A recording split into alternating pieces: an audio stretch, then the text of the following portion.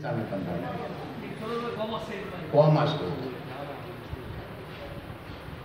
அப்போ உடம்புல சூடு இருக்கும், உயிர் இருக்கும், ஆனா செயல் இருக்காது. அதானே கோமா ஸ்டேஜ். அதுதான் இருக்கும். எவ்வளவு சிக்கல்கள், ரொம்ப சிக்கலாக இருக்குல்ல. நம்ம எவ்வளவு பேசியிருப்போம், இதெல்லாம் புரிஞ்சுக்காதே பேசிக்கிறோம் மாதிரி ஒரு நாளா.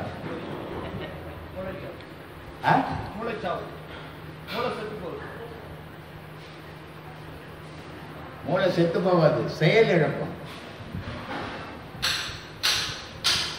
ஏன்னா மனுஷனுக்கு மனம் இங்கே இருக்குது, இங்கே இருக்குது, இங்கே இருக்குதுன்னு அடிச்சுப்பான். மனம் இங்கே இல்லை. மனம் மூளையில் ஒரு பகுதியில் இருக்குது. அது சொல்கிறபடி தான் இவனுக்கு உணர்வு ஏற்படும். அந்த மூளைக்கு செயல் போச்சுன்னா இவன் உடலுக்கு உணர்வு களை வெட்டினாலும் கையை வெட்டினாலும் தெரியாது. மனசு இங்கே இல்லை. இது புரியல ஜனத்துக்கு. மனசாட்சி மனசாட்சின்னு மனசு இங்கே இருக்குதுன்னு நினச்சிக்கிறான். இங்கே இல்லை, மனசு மூளையில் இருக்குது. மனசு 9 கிரகம் இருக்கிற மாதிரி மூளையில் 9 ஸ்தானங்கள் இருக்குது. அந்த 9 ஸ்தானத்தில் ஞானிகள் அந்த காற்றை ஓட்டி அதை ஏற்க வச்சு அவன் கவி பாடணும். இப்போ நீங்கள் என்ன பாடியிருந்தீங்க? திருவாசகம் நீங்களே எழுதுனீங்க. யாரோ எழுதி வச்சதை படிச்சுன்னு இருக்கிறீங்க. இதில் என்ன புதுமை? ஒரு புதுமையே இல்லை. அவங்க என்ன பண்ணாங்கன்னா அந்த மூச்சை மேலே ஓட்டி அதில் அந்த இயக்கங்களை பண்ணதால அந்த அறிவு ஆசு கவின்னு அறிவு. என்ன கவி? ஆசு கவி. அது தானாக கொட்டும். அப்படி கொட்டினதே அவருக்கு ஞான சம்பந்தம் இருக்கு, அப்பருக்கு, இவர் திருமூல இருக்கு, இது மணிவாசகர் இருக்கு, வள்ளலா இருக்கு. இவங்களுக்கெல்லாம் அப்படி வந்தது. நமக்கு என்ன வந்தது? எதையுமே ஆடு மாடு மாதிரியே வாழ்ந்துக்கிறோம் இவ்வளோ காலம். ஏதோ பிறந்தோம், வந்தோம், சாப்பிட்டோம், தூங்கினோம், செத்து விட்டோம். என்னடா மனுஷன் நீ? இன்னொரு ஜீவன் மாதிரி நீ ஒரு ஜீவன். உனக்கு என்ன தனி சிறப்பு? நீ என்ன சாதிச்ச இந்த உலகத்தில்? நீ பிறந்து என்ன பயன் இந்த உலகத்துக்கு? இறைவன் உனக்கு இவ்வளோ கொடுத்துக்கிறானே, நீ ஏன் அதை புரிஞ்சுக்கல? என்னைக்கு இறைவனை நினைச்ச? இறைவன் உனக்குள்ள இல்லைன்னா நீ இல்லையே. நான் பெரிய பாடகன், நான் பெரிய எழுத்தாளன், நான் பெரிய பணக்காரன். இதெல்லாம் எதுடா கொடுக்குது உனக்கு? உடல்ல உயிர் இல்லைன்னா இது எதுவுமே செய்வியா? ஆனா இவ்வளவோ செய்யறதுக்கு காரணமாகிற உயிரை நீ என்னைக்காவது ஒரு நாள் நினைச்சியா? அப்ப நீ மாந்தானா செத்தானாடா?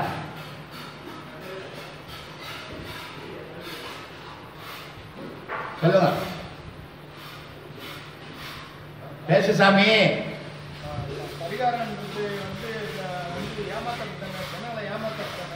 ஏம்பா பரிகாரம் சொல்றேன். உனக்கு இந்த இந்த கிரகம் இதுவா இருக்கு, சரி, தோஷமா இருக்கு, சரி, நீ இந்த கோயில் போ, அதை பண்ணு, இதை பண்ணு அப்படின்னு சொல்லிட்டு பரிகாரம் பண்ணு அப்படின்றாங்க. அது ஜனங்களை ஏமாத்துறதுக்கு தானே. அது ஜனங்க அவனை ஏமாத்திட்டு இருக்காங்க. அவன் போல நான் ஏமாந்து சொன்னான். யார் போன்னு? யார் போக சொல்லுங்க? ஜோசிகாரன் கூப்பிட்டான உன்னை. ஜோசிகாரன் உனக்கு பரிகாரம் சரியில்லை, உனக்கு டைம் சரியில்லை, வான்னு கூப்பிட்டான் ஜோசிகாரன். நீ தானே போன. அப்போ அவன் சொல்லுவான்னா எவ்வளோ தொல்லை போட்டுப்பான். இப்போ ஒரு எக்ஸாம்பிள் சொல்கிறேன். இந்த ஃபோனில் எனக்கு வர இதெல்லாம் பெங்களூர்லேருந்து ஒருத்தன் ஃபோன் பண்ணுறான். அவன் தம்பிக்கு பணம் கொடுத்துக்கிறான். இவனுக்கு கால் அடிப்பட்ட ஆப்ரேஷனும். அவன் பணம் கேட்டால் கொடுக்க மாட்டுறான். என்ன பண்ணுறதுன்னு என்ன கேட்குறான். மத்தியசம் பண்ணி விடுவா? அறிவு இருக்குன்னா மனுஷன் வந்தானே. இவன் யாரை எது கேட்கணும்னு தெரியல. இவனுக்கு அலையிறான் இவன். நான் சொன்னேன் போலீஸில் போய் பிடிச்சி கொடுத்துட்றான். தம்பி ஆச்சணும் துட்டு போன பொண்ணு விட்டு தம்பி தான் சாப்பிட்டா விட்றான்னா அதையும் விட மாட்டேன்றான். வெயிடா போனேன். இதுலேருந்து கன்னடாவிலேருந்து ஒரு பொம்பளை ஃபோன் வந்து 9 மணிக்கு, சாமி குண்டலி எப்படி கலக்கணும்? குண்டல் தான் கலப்பாங்க. இது ஒவ்வொருத்தன் எனக்கு ஒருத்தன் திருநெல்வேலியிலேருந்து ஃபோன் பண்ணுறான். ஒரு கடை வேலை வச்சுக்கிறான்னா வியாபாரம் சரியாக நடக்கலையா? எதிர்ந்து ஒருத்தன் முறைச்சி அவன் கடையை பார்க்குறான். இப்படி ஃபோன் வந்தால் நான் என்ன பண்ணுவேன்? சரி, இது ஜனம் திருந்தாது. துட்டு வருத்தம் 50,000 எடுத்தா அவன் கடை வியாபாரம் ஓஹோன்னு பெரிய இதுவாக்கிடுற அப்படி எடுத்தால் போட்டுருவான். நான் என்ன பண்ணேன், இந்த பக்கமே திரும்பாதேன்றேன். அதனால் இப்படி எந்த மந்திரவாதியும் எந்த ஜோசியனும் எந்த சாமியாரும் நல்லவன் தான், மக்கள் போய் அவனை குட்டி சோறாக்கிடுறாங்க. இதுதான் உண்மை. ஆனால் இவன் ஒத்துக்க மாட்டான். அவன் வீட்டில் வந்து கூப்பிட்டா அவன் தப்பு, நீ தான் அவனை தேடி போன. அப்போ எப்படி அவன் மேலே தப்பு வரும்? ஒரு வாட்டி வாங்கினானோ 2 வாட்டி வாங்கினானோ சும்மா தொல்லை கொடுத்தா வாங்க துட்டானே வரட்டணும், துட்டையும் வந்துச்சு கட்டு பேரையும் எடுத்துக்கணும். அப்படி போயிட்டு அதனால் நான் யாரையும் எந்த பரிகாரம் பண்ணுன்னு சொல்கிறதில்லை. ஏன்னா எந்த பரிகாரம் சாமி பேசிட்டா பரிகாரம் பண்ணால் சரி சாமி நீ அல்வா எடுத்து வந்து கொடுத்த, ஆப்பிள் எடுத்து வந்து கொடுத்த, நான் சாப்பிட்டேன் உன் பரிகாரம் உனக்கு சரி பண்ணிடுறேன்னு சொல்லுவோம். அது பேசலை, சாப்பிடல, உனக்கு எப்படி சரி பண்ணணும்? எப்படி சரி பண்ணணும்? பகுத்தறிவுன்றீங்களா? எல்லாம் சிந்திக்க மாட்டீங்களா? பகுத்தறிவு எனக்கு 6 அறிவுன்றீங்க. ஏது உங்களுக்கு 6 அறிவு? 3 அறிவு. மற்ற ஜீவனுக்காவது 4 அறிவு இருக்குது. இந்த மனிதனுக்கு 3 அறிவு தான் இருக்குது. 6 அறிவு இருந்தவன் யாரோ மகானவன் இல்லையா? அவனுக்கு இருந்தது பகுத்தறிவு. நமக்கு பகுத்தறிவு கிடையாது. எது சரி எது தப்புன்னு சிந்திக்கவே தெரியல. அப்புறம் பகுத்தறிவை பற்றி பேசுகிறோம். சக்தியா போடனா அம்மா வயிற்றுலேருந்து காற்று முட்டி முட்டி முட்டி முட்டி வெளியே வந்து சக்தியா போடனான், ஜீவனா வளர்ந்தான், மனமா வாழறான், குணமா போயிடுறான். அப்போ 3 அறிவு தான் இவனுக்கு. சக்தின்ற ஒரு அறிவு, ஜீவன்ற ஒரு அறிவு, மனம்ன்ற ஒரு அறிவு. 3 அறிவோட என் வாழ்க்கையை முடிஞ்சு போகுது. இவனுக்கு ஏது 6 அறிவு? கல்பனா சாவ்லான்னு ஒரு பொண்ணு போய் செத்து போச்சு இல்லை, ஃப்ளைட்டில் போய் விஞ்ஞானி. அது ஒன்று எங்கேயோ போச்சு, எங்கேயோ செத்து போச்சு. அடுப்பில் இன்னும் உழக்கரிச்சு வச்சு சோறாக்க தெரியல. அந்த பொம்பளை சொல்கிறோம் நாங்கள் பார்த்தியா பானம் பண்ணுறதுக்கு போயிட்டோம் அப்படின்னு சொல்ல. அந்த ஒரு பொண்ணு போகிறதுக்கு ஊரில் இருக்கிற பொம்பளை எல்லாம் நாங்கள் அவங்கெல்லாம் போய் வந்த மாதிரி பேசிக்கிறாங்க. அந்த மாதிரி நம்ம பேசிக்கிறோம் 6 அறிவு 6 அறிவு. எவனோ ஒரு 6 அறிவு இருந்தது வச்சு நமக்கு 3 அறிவு தான். சிந்திக்கணும். சிந்திக்கிறதுக்கு தான் மனுஷனை படிச்சிருக்கிறான் ஆண்டவன். பிறப்புலேருந்து இறப்பு வரைக்கும் எல்லாத்தையும் மறந்தது கடவுளை பற்றி மட்டும் பேசணும். அவன் தான் என் முழு மனுஷன். மீதி எல்லாம் பேசுகிற முழு மனுஷன் கிடையாது. ஆசையில் அலையிறான்னு அர்த்தம். சொல்லுங்க. இப்படி வாமா கொஞ்சம் காது மட்டும் வயசாகி போச்சுமா.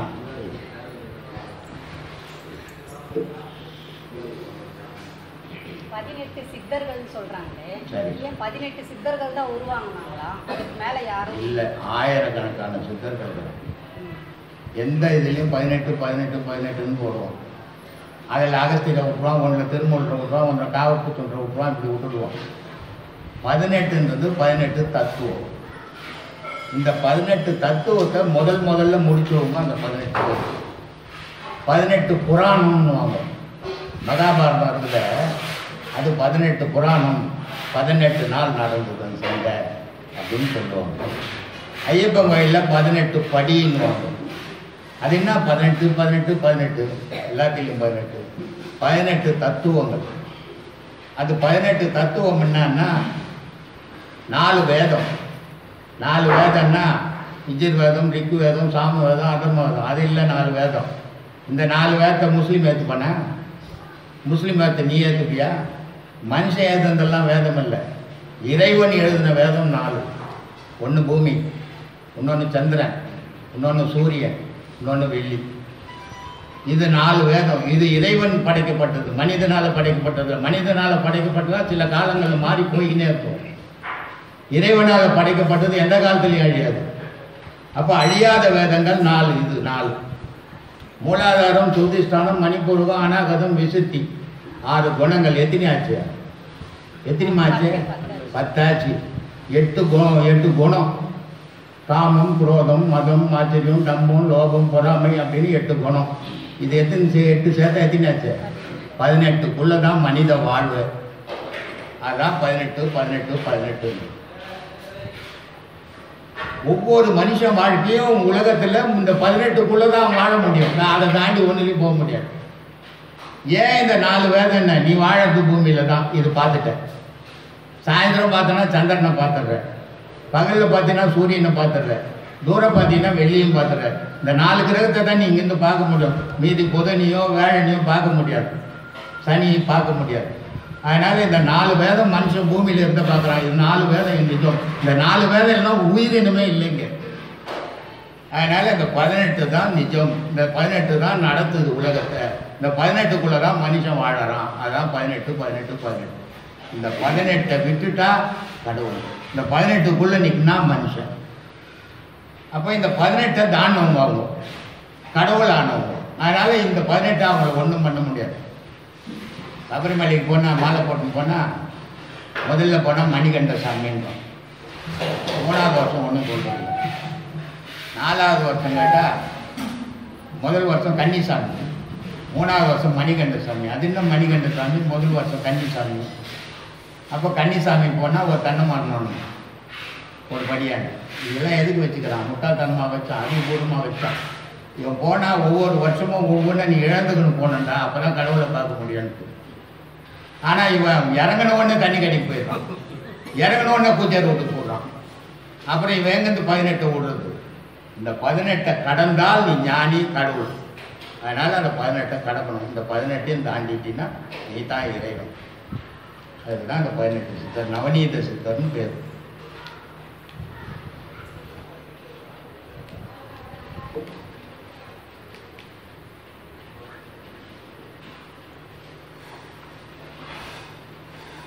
முருகன் சிலை வடிவத்துக்கு என்ன தத்துவம் ஐயா? உயிர் தத்துவம். உயிர் தத்துவம்.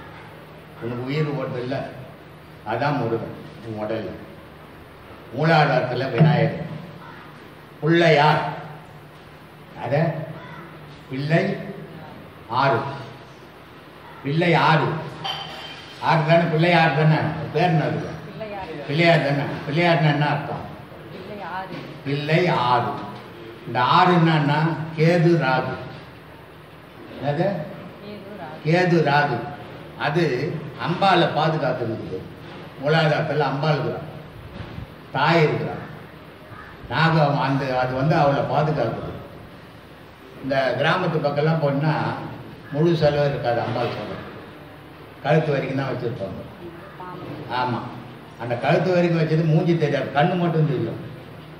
அப்போ அந்த பாம்பு மூடிக்கிட்டு. இந்த ராகு கேதுன்ற 6 பாம்பு தான் பிள்ளையார். பிள்ளை 6. இந்த பிள்ளை 6ன்றது பிள்ளையார் பிள்ளையார் பிள்ளையார் பிள்ளையாருன்னு ஆகிப்போச்சு நாளடைவில். அதனால் பிள்ளையார் இடுப்பில் இருக்கிறார். இப்போ நீ ஒரு மந்திரியை பார்க்கணும், நீ முதல்ல யாரை போய் பார்க்கணும்? யாரை போய் மந்திரியை பார்க்க முடியுமா? உருவானா முதல்ல உங்கள் வீட்டாண்டு இருக்கிற வட்ட செயலர்கிட்ட சொல்லணும். அப்புறம் அவர் மாவட்ட செயலாளர்கிட்ட சொல்லுவார். மாவட்ட செயலாளர் மந்திரிக்கிட்ட இருக்கும்போது அப்படி தானே வெளியே நடைமுறை. நீ கடவுளை பார்க்கணுன்னா முதல்ல பிள்ளையார் இருக்கான்னு சொல்லணும். ஏன்னா பிள்ளையார் தான் என்ட்ரன்ஸ் கேட்டில் இருக்கிறார் அவர். அதனால தான் எல்லா பூஜையிலும் முதல்ல பிள்ளையார் பூஜை பண்ணுறது. அந்த பிள்ளையார் பூஜையை பிள்ளையார் வழி விட்டால் தான் உனக்கு அம்பாலை பார்க்க முடியும். அம்பாலை பார்த்தீங்கன்னா தான் மகாவிஷ்ணுவை பார்க்க முடியும். ஏன்? மகாவிஷ்ணுவும் அம்பாலாம் அக்கா தங்கச்சி பக்கத்துலேயே உட்காந்துக்கிறாங்க. வயிற்றுல ஒரு பட்டுங்கிறாரு, இடுப்பில் அண்டமாக உட்காந்துக்கிறாங்க. 2 பேரும் பக்கத்தில் இருக்கிறாங்க. அப்போது இது அக்கா தங்கச்சி. உடனே இவர் போய் அண்ணன்கிட்ட சொல்லிடுவார், யாரை பார்க்க வந்துக்கிறாங்க ஐயாவை, நீ நான் சேர்ந்து போய் சொல்லலாம் அப்படின்னு. இவங்க 2 பேரும் போனால் சிவம் மேலே உட்காந்துக்கிறார். இவங்க 2 பேரும் ஐயா உன்னை பார்க்க ஒருத்தர் வந்துக்கிறார், வர சொல்ல அவர் தான் சீஃப் மினிஸ்டர். அப்போ அவரை போய் பார்க்கலாம். இவர் வழி விடலாம் திருப்பி ஊடு போடுவாங்க. அதனால தான் பிள்ளையார் முதற் கடவுள். முதற் கடவுள்லாம் எல்லாத்துக்கும் முன்ன பிறந்த கடவுள் இவன் சொல்லி நீங்கள் ஏமாற்றிருக்கிறோம். முன்ன பிறந்த கடவுள் முதற் கடவுள்னா ஆரம்பத்தில் இருக்கிறவர் அவர் தான். அவரை தாண்டி தான் நீ மற்றதெல்லாம் பார்க்க முடியும். மாதா பிதா குரு தெய்வம்னு வச்சுக்கிறோம்ல. மாதா முதல்ல, அப்புறம் அடுத்தது பிதா, அடுத்தது அதை விட உயர்ந்த ஒரு குரு, அதுக்கு மேலே கடவுள்னு சொல்லி வச்சுக்கிறோம்ல. அதே தான் அது தத்துவம். புரிஞ்சுதா? ஏமா முருகருக்கு மட்டும் புரியலையே. இப்போ அம்பாள் இதெல்லாம் சொன்னீங்க. சரி, இது அங்கே உட்காந்து முருகன் என்ன 6 ஸ்தானத்துக்கும் இதெல்லாம் ஒவ்வொரு இடத்துல தான் ஸ்டாண்டர்ட் கடவுள் தான். திருமால் வைத்தல் பட்டோர் தான். அம்பாள் மூலாதாரத்தில் உட்காந்தவங்க தான். அது கீழே பிள்ளையார் உட்காந்தவர் தான். சிவன் மேலே உட்காந்தவர் தான். தகப்பன் சாமின்னு ஒரு பேருக்கு தம்மா முருகனுக்கு. அது எப்படி தகப்பனுக்கு சாமி? உலகத்தையே படித்த சிவனுக்கு இவர் கடவுளுக்கு குரு எப்படி ஆகணும்? அவருக்கு தெரியாத மந்திரம். இது ஏன்னா அவர் கீழே உட்காந்துங்கிறாரு. யாரு? அப்பா சிவம். புள்ள மேலே உட்காந்துங்கிறாரு. இது கதைக்கு. உண்மைக்கு பார்த்தீங்கன்னா காற்று மேலே போகுது. காற்று மேலே போகுது. மேலே போகிறது முருகன், கீழே உட்காந்துக்கிறது அப்ப. அதனால் இது குருநாதன், குரு கடவுள்னா. இது சுவாசம்தான் உடல் முழுக்க இயங்குது. இந்த சுவாசம் எங்கே இயங்கலையோ அங்கே பெராலிசிஸ்னு வந்துடும். கை செயல் வந்துடும், கால் செயல் வந்துடும். அப்போ இந்த காற்று தான் இயங்குது. அதுக்கு தான் சொன்னோம், சுக்குக்கு மிஞ்சிய வைத்தியம் இல்லை, சுப்பிரமணியக்கு மிஞ்சிய கடவுள் இல்லைடான்னு. புரிஞ்சுதா? முருகனை பற்றி புரிஞ்சுதா? சந்தோஷம். சொல்லு சாமி. ஒன்றும் புரியல. இல்லை ரொம்ப சிக்கலான இடமா மாட்டிக்கணும்ல. அப்போ எங்கெங்கேயோ என்னென்னமோ பண்ணிட்டு வந்து இது என்ன மோசமான இடமாக்குது.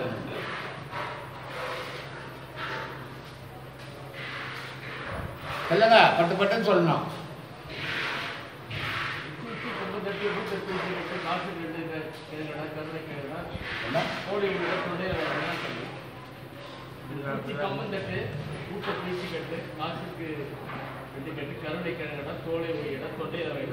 நீ எங்க உரிக்கிறது? மேலே துணியே உரிக்க முடியல உன்னால. உள்ளக்கிற தோலை எனக்கு உரிக்க போகுது. அதெல்லாம் உரின்றாரு. இதெல்லாம் உரிச்சின்னா தாண்டா கருணக்கிழங்கு. கருணக்கிழங்குனா காரல், நெருப்பு. அது அதில் போனண்டா நீண்ட மேலே இருக்கிற அங்கோஸ்தத்தையும் உன்னால் விட முடியலையே. நீங்க தான் உடலை உரிக்கிறது. அந்த நிலைக்கெல்லாம் போனேன்னா உங்க எத்தனை பசங்க? ஆப்பா, சரியா போச்சு. நீ உரிச்சிடுவேன். இதை கரசாகத்துக்கு உங்களுக்கு கதை முடிஞ்சிடும் போது. ஏமா?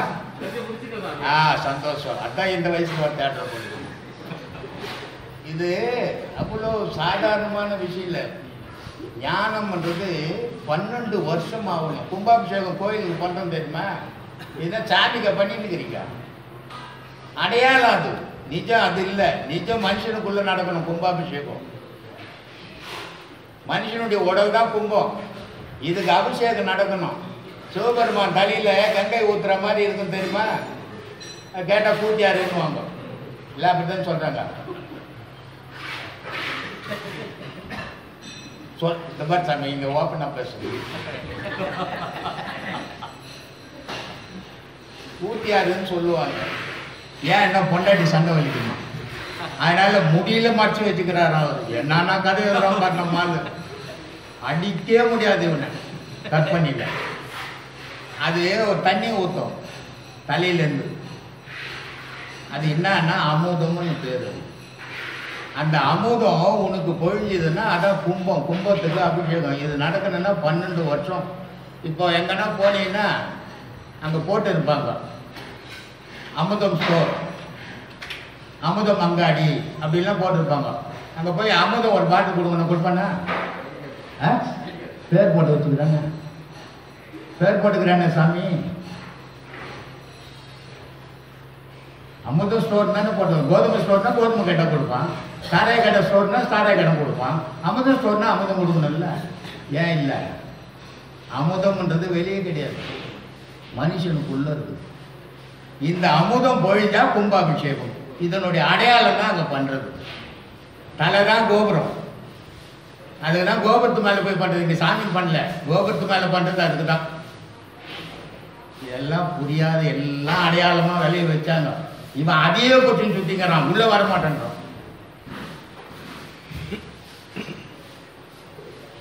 சொல்லு சாமி. உபதேசம் யாரும் கொடுக்க மாட்டாங்களே, நீங்க எப்படி கொடுக்குறீங்க?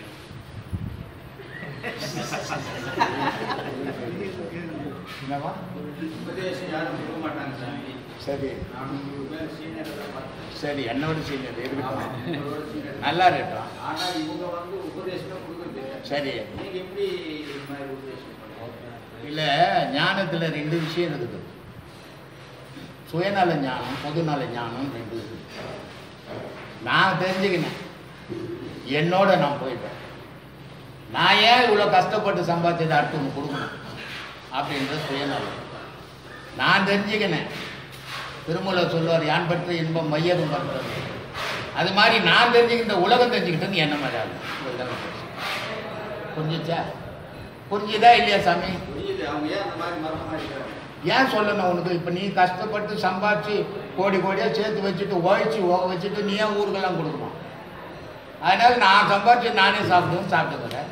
சில பேர் என்ன பண்ணுறான், நான் சாப்பிட்டேன், நான் சம்பாதிச்சேன், இருந்தாலும் அதை 10 பேர் கொடுக்கும்போது எனக்கு பணக்காரன்ற ஒரு பேர் கிடைக்குது, தர்மவான்னு ஒரு பேர் கிடைக்குது அப்படின்னு கொடுக்குறான். நீ கொடுக்க மாட்டேன்ற. ஒருத்தன் கொடுக்குறான். அவர் எங்கேருந்து வர்றார் தெரியுமா? அண்ணா நகர்லேருந்து வர்றார். என்ன அவர் பார்த்ததே கிடையாது. போன காந்தி ஜெயந்தி அன்னைக்கு வந்துக்கிறார். இவங்க 2 பேர் இங்கே இருந்தாங்க. இவர் வராருன்னு தெரிஞ்சோன்னு நான் சொன்னேன், இது திறந்துருக்கட்டும்பா, ஒருத்தர் வராரு புதுசாக, அவர் கோயிலெலாம் காட்டுங்க. பார்த்தாரு, என்னையும் பார்க்கல, எதுவும் தெரியாது, என்கிட்ட பேசவும் இல்லை. 50,000 செக்கு கொடுத்து போயிட்டார். ஏன் கொடுத்தாரு? ஏன் கொடுக்கணும் அவரு? நீங்கள் எவ்வளோ கொடுத்தா? அப்போ அதான் அந்த மாதிரி ஞானி நீ, என்ன மாதிரி ஞானி அவர். இவ்வளோதான் வித்தியாசம்.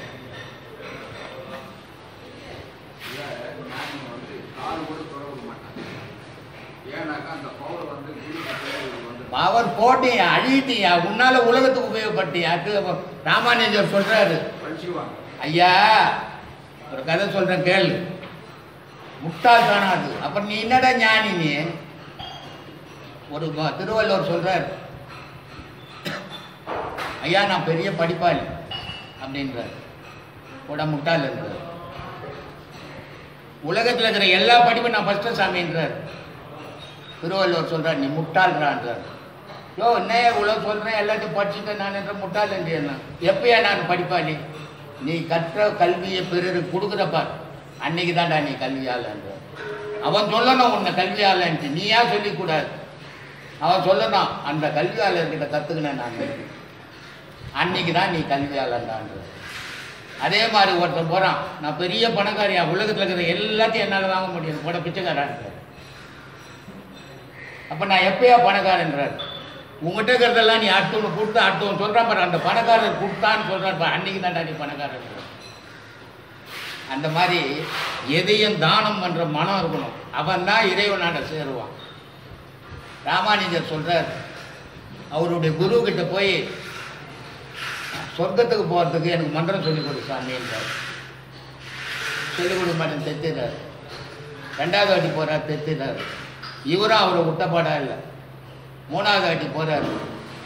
சரி என்ன பண்ணுறது, எத்தனை வாட்டி வரான்னு சொல்லி கொடுத்துட்டார். அவர் ஒரு வார்த்தை சொல்கிறார், இதை வெளியே சொல்லக்கூடாது, சொன்னீங்கன்னா உன் தலை சுக்குநூறாக வச்சிடும் அப்படின்னு குரு சொல்லி அனுப்புகிறார். சரின்ட்டு வந்துட்டார். வந்த உடனே ஸ்ரீபெரும்புதூர் கோபுரத்தில் ஏறிக்கினார். ஊர் ஜனங்களே ஓடியாங்க, சொர்க்கத்துக்கு போகிறதுக்கு வழி சொல்கிறேன்றார். கூட இருக்கிறவன் சொல்கிறான், என்னடா குரு சொன்னார், அதுக்கான சொன்னால் தலை வச்சிடுன்னு சொன்னார், நீ எல்லாருக்கும் சொல்கிறேன்டி என்றார். அப்போ ராமானந்தர் சொன்னார், தலை வெடிச்சா ஒரு தலை தானே வெடியும், இவ்வளோ பேர் சொர்க்கத்துக்கு போவாங்கல்ல அப்படின்னு. பாவத்தை அனுபவிச்சா என்னால் தானே முடியும், நீங்கள்லாம் புண்ணியத்துக்கு போவீங்களா?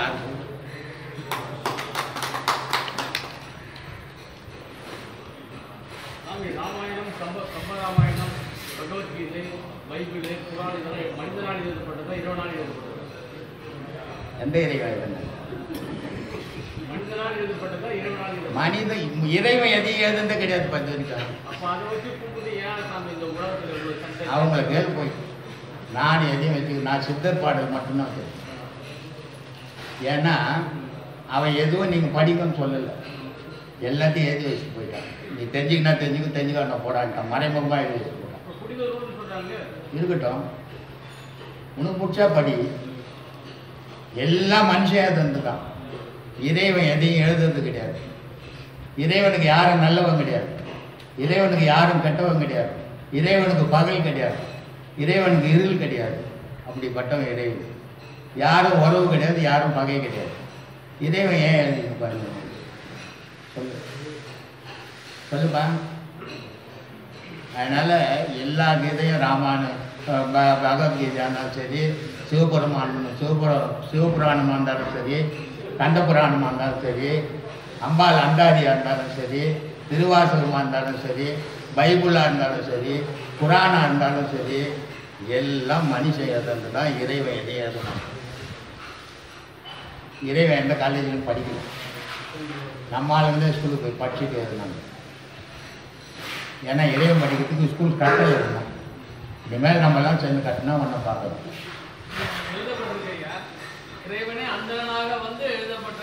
இறைவனே நீ தானே, இறைவனே நீ தானே. யார் இறைவன்? இறைவன் ஒரு சுயநலவாதி. இறைவன் ஒரு சுயநலவாதிப்பா. உன்னை படைக்கலன்னா அவர் கேட்டாத்தமா ஏகன் அநேகன்னு. அவன் ஏகனவை இருந்துட்டு போயிருக்கலாம். ஏன் அநேகனா படிச்சாரு? அவனை பத்தியே நீ பேசணும். அதுக்காக உன்னை படிச்சாரு. அவனுக்கு ஒரு சுயநலம் இல்லையா? இப்ப நான் பேசணும், நான் யாருன்னு உங்களுக்கு எல்லாம் தெரியணும். எனக்கு ஒரு சுயநலம். எல்லாரும் சுயநலத்தில் தான் வாழறோம், யாரும் பொது நலத்தில் வாழல. அப்போ இறைவன் எனக்குள்ளதான் இருக்கிறான். அடைஞ்சால் எல்லாராலையும் எழுதிட முடியாது. திருவாசகத்தை சிவபெருமானே இவர் சொல்ல அவர் எழுத அப்படின்னு போட்டுக்கினாங்க இல்லையா? சிவபெருமானே சொல்லுவாரா நான் தென்னாட்டு சிவன் வடநாட்டு சிவன்? அவர் அதில் போட்டு வச்சுக்குது. எப்படி போட்டு வச்சுக்குது? எப்படிப்பா போட்டு வச்சுக்குது? இறைவன் ஒருவன், அப்புறம் நான் தென்னாட்டு கோத்தன் வடநாட்டு கோத்தன் போடுவான். இதெல்லாம் இந்த மனுஷன் பண்ற தவறுகள், மிகைப்படுத்திக்கிறது. மகாபாரதம் உண்மை, கற்பனை கதை கிடையாது, எல்லாம் நிஜம். 50% நிஜம் பண்ணா 50% புனைச்சல் சேர்த்துக்கணும். இது மாதிரி எல்லாமே 10% உண்மைன்னா அது கூட 20% பொய்யை காட்டு, மிகைப்பட்டு காட்டுது. அதனால அவரு பரி நரின்றார். பரின்னா என்ன, தரி நரின்னா என்ன சாமி? திருவாசகத்தை சொல்ல, திருவாசகத்தை சொல்றாருல்ல, போய் குதிரை வாங்கிட்டு மாட்டான் துட்டு கொடுத்தாங்கல்ல, இவர் என்ன பண்ணாரு? கோயில் கட்டி போட்டு அப்புறம் என்ன ஆச்சு?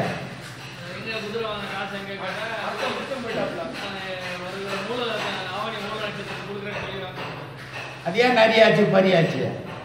நரின்னா பரின்னா சொல்லுங்க சாமி. ஏன்னா திருவாரூர் நிறைய கேட்டுக்கிறீங்களா? நரின்னா மனசு, பரின்னா வாசி. இதெல்லாம் புரியாத பேசிக்கிறீங்க. நரின்னா மனசு சாமி, தந்திரம் முடிச்சது இது. பரின்னா வாசி, வாசியிலிருந்து எழுதினார்.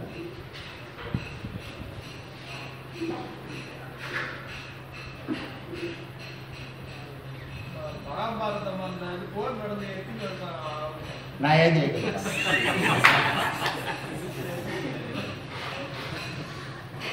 நான் ஏன் நான் என்ன போருக்க போனேன்? இல்லை நீ போறியா சொல்லு, ஏன்னா கேட்டு வாங்கி தரேன். பின்னா அது உனக்கு என்ன, உன்னை பத்தி பாருப்பா. நீ யாருன்னு முதல்ல தெரிஞ்சு, உலகத்தை தெரிஞ்சு என்ன பண்ண நாளைக்கு போறிய? நீ போறதுக்குள்ள உன்னை தெரிஞ்சுக்கோ.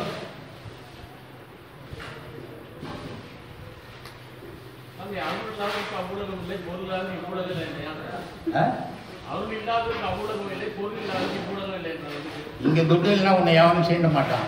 உன் பிள்ளையே செய்ய, உன் பேரன் பேத்திருக்குதா? பாக்கெட்டில் 10 ரூபா இருந்தால் தத்தான்னு ஓடியாருவோம். துட்டு இருந்தால் போட நாயை அனுப்பிடுவோம். அப்போ இங்கே துட்டு வேணும். அங்கே போனோன்னா அருள் வேணும். அருள் இல்லைன்னா காது மேலாச்சும் எழுதி தைத்துடுவாங்க. அதனால் இங்கே வாங்கினா காசு வேணும் சாமி, அங்கே ஒன்றும் அருள் வேணும். காசெல்லாம் அங்கே இருக்காது, அங்கே லஞ்சம் வாங்குறது இல்லைன்னு சொல்லிடுவாங்க. சொல்லுவோம். சரி மணியாச்சு, 1வது சாப்பிடுங்க, அப்புறம் பார்க்கலாம். பசி எடுக்கல, பசி எடுக்கிறதுக்கும் சாப்பிடாதுங்க, பசி எடுக்கிறதுக்கும் சாப்பிடுறோம்.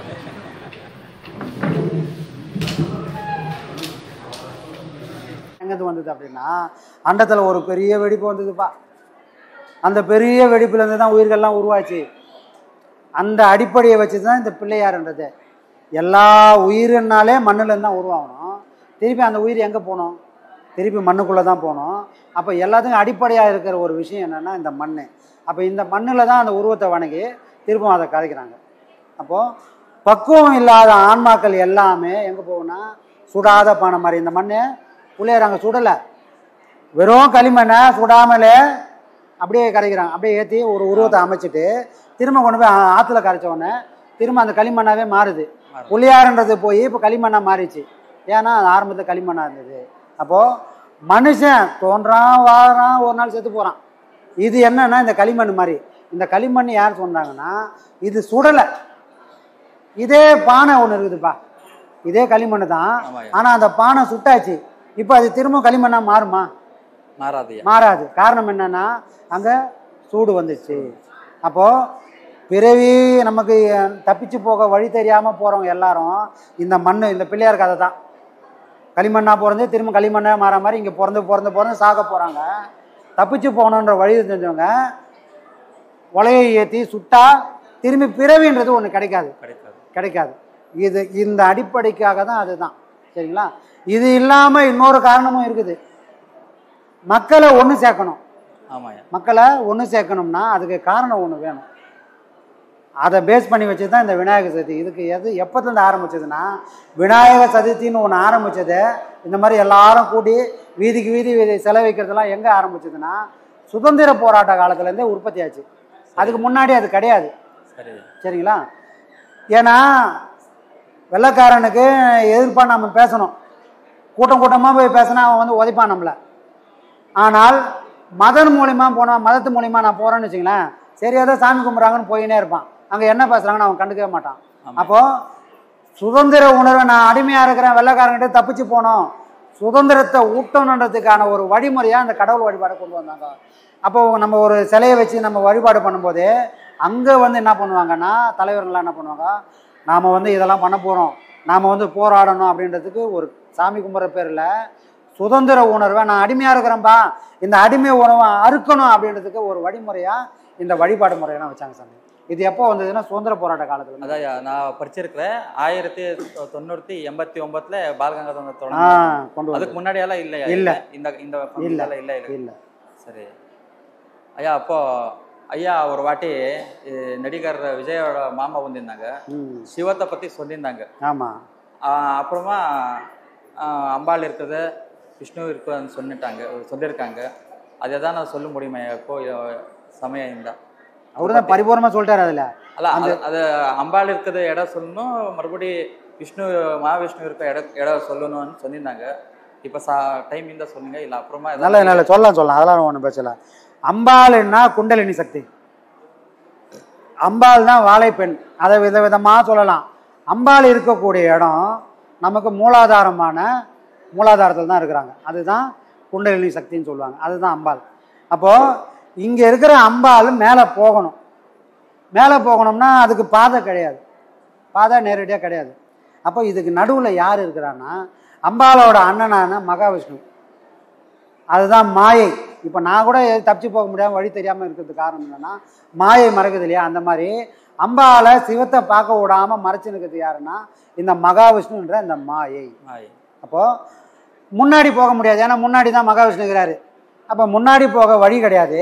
அதனால் என்ன பண்ணுறாங்க யோகிகள், பின்பக்கம் வாசல் வழியாக நீ போமா மேலே அப்படின்றதுக்காக தான் இந்த யோக பயிற்சி கொடுக்குறாங்க. ஏன்னா முன்னாடி மகாவிஷ்ணு மறைக்கிறதுனால பின்னாடி போகும்.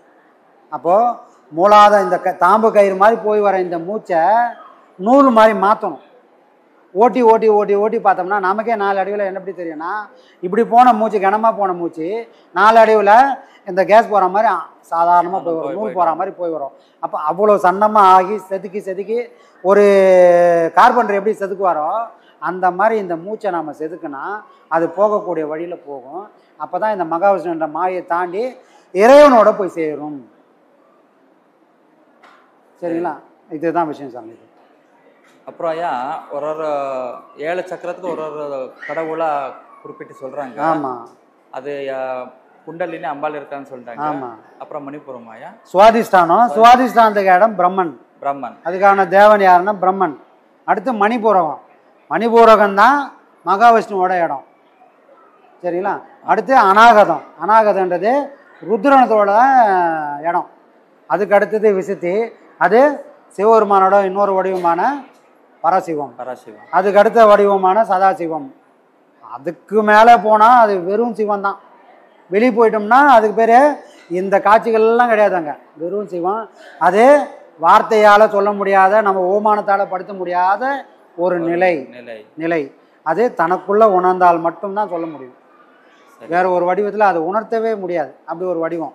அப்படி புரியாதுன்றதுக்காக தான் இங்கே பிரம்மனாவும் சிவனாவும் அம்பாலாவும் இறைவன் இறங்கி வந்திருக்கான். சரி சரி. ஏன்னா நம்ம அறிவுக்கு அப்போ தான் எட்டோம். அப்போ அறிவுக்கு எட்டன ஒரு பொருளை வச்சு தான் அறிவுக்கு எட்டாத பொருளை நான் பிடிக்கவே முடியும். அறிவை அறிவால் அறிந்து அறியும் அறிவு தனில். ஒரு அறிவு அறியணும்பா, அதுக்கு எனக்கு ஏதோ ஒரு கொஞ்சம் வேணும், கொஞ்சம் அறிவாச்சு வேணும். அது சிற்றறிவு, அது என் மனசுக்குள்ளே இருக்குது. இந்த மனசுக்குள்ளே இருக்கிற இந்த சிற்றறிவை கொண்டு தான் பேரறிவாகிய இறைவனை நான் பிடிக்க முடியும். அப்போ கொஞ்சம் அறிவை வச்சுக்கின்னு கொஞ்சம் கொஞ்சமாக முயற்சி பண்ணணும். அறிவை அறிவால் அறிந்து அறியும் அறிவு தனில். இந்த ஆராய்ச்சி பண்ணும்போது எனக்கு ஒரு பொருள் கிடைக்குது, அதுவும் அறிவு தான்.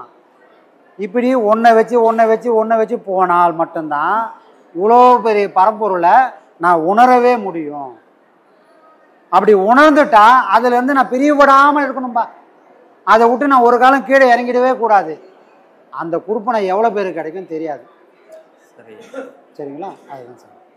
ஐயா, இப்போ நம்ம சீடர்கள் நிறைய பேர் இருக்காங்க. நாங்கள் ஒரு நிலைக்கு போயிட்டோம் அந்த, ஆனால் எப்படி சொல்கிறது புரியலையா? இப்போ ஒரு நிலைக்கு போயிட்டோம், நாங்கள் தியானத்தை ஒரு ஒரு கொஞ்சமாவது பார்த்தோம்னா அவங்க என்ன பார்த்துருக்கணும். அவங்க தியானத்தில் என்ன பார்த்தா ஒரு லெவலுக்கு போயிருக்காங்க இவங்க பாடத்தில் அந்த சொல்லுதுன்னா எது பார்த்தா கொஞ்ச நாள் இவங்க போயிருக்காங்கன்னு சொல்கிறது ஏதாவது ஒரு அந்த மாதிரி சொன்னோன்னு வச்சுங்களேன். இப்போ எல்லாருக்கும் அது வந்து அதை வந்து வேற மாதிரி சொல்லலாம். சரியா சொல்லுங்க ஐயா. பரவாயில்ல. உயிரானது எப்படி இருக்குதுன்னா 5 பொருளாக இருக்குது. 5 பொருளாக இருக்கிறத முதல்ல 3ஆக மாற்றணும். எவ்வளோ பேருக்கு புரியும் தெரியாது. புரிஞ்சதுன்னா சந்தோஷம். சரியா. 5 3ஆக மாற்றணும், 3 1ஆக மாற்றணும். அந்த 1 தான் சிகாரம். அந்த சிகாரம் நெருப்பாக மாறும். அந்த நெருப்பு வேற எங்கேயும் வைக்க முடியாது, அதுக்கும் ஒரு இடங்குது. அதை உணர்ந்தால் உணரலாம், அதுக்கான வழி இருக்குது. ஆனால் இப்போ சொன்னா என்ன ஆகும்? அவங்க அதிலே கவனிச்சு அங்கே போயிடுவாங்க, அங்கே நிற்கிறாங்க. அதனால பாடத்தில் போகக்கூடாது. தனியாக வேணா கேளுங்க, சொல்கிறேன் நான். சரி சரி, பரவாயில்ல. ரைட். நான் சின்ன வயசுல இருக்கும்போது ஒரு பைக் வாங்கினா நிறைய சந்தோஷம் இருந்துச்சுன்னு ஒரு பைக் வாங்கினேன். 1 லட்சம் ரூபாய், 1 லட்ச ரூபாய் ஒரு பைக் வாங்கினேன். அது வாங்கி ஒரு மாசத்தோ 2 மாசமோ ஐயோ இது என்ன பைக் நல்லாவே இல்லையே, இன்னொரு 3 லட்சம் பைக் பார்த்தேன், அதுல நல்லா இருக்குது, அது வாங்கிடலான்னு தோணுச்சு. அப்போ மனசு நிக்கல, விட்டுட்டேன். அப்புறமா ஒரு 25 24 வயசுல ஒரு கார் வாங்கினேன். நம்ம கார் ஒரு 2.5 லட்ச ரூபாய் காரு. அது பார்த்துட்டு இன்னொரு கார் பார்த்தேன், அதுக்குள்ளே நிறைய ஃபெசிலிட்டி இருக்குது, இந்த கார்ல ஒண்ணுமே இல்லையேன்னு தோணுச்சு. அது போயிடுச்சு, விட்டுட்டேன், மனம் நிக்கல. அதுக்கப்புறமா ஒரு 4 ஃப்ளோர் பில்டிங் கட்டிட்டேன். ஒரு 25 லட்சம் செலவு பண்ணிட்டு, ₹1 கூட கடன் வாங்க மாட்டேன். கடன் வாங்குறது தவிரன்னு ₹1 கடன் வாங்காம உடச்சி சம்பாதிச்ச பணத்திலே வீடு கட்டிட்டேன். அது என் பேர்ல கூட வைக்கல, எங்க அம்மாக்கு கிஃப்ட், எங்க அம்மா கிஃப்ட் கொடுத்துட்டேன். கட்டிட்டு எங்க அம்மாக்கே கிஃப்ட் கொடுத்துட்டேன், அம்மா நீங்க வச்சுக்கமான்ட்டு. அப்புறம் அந்த வீட்டுக்கு கூட எனக்கு சந்தோஷம் கிடைக்கல.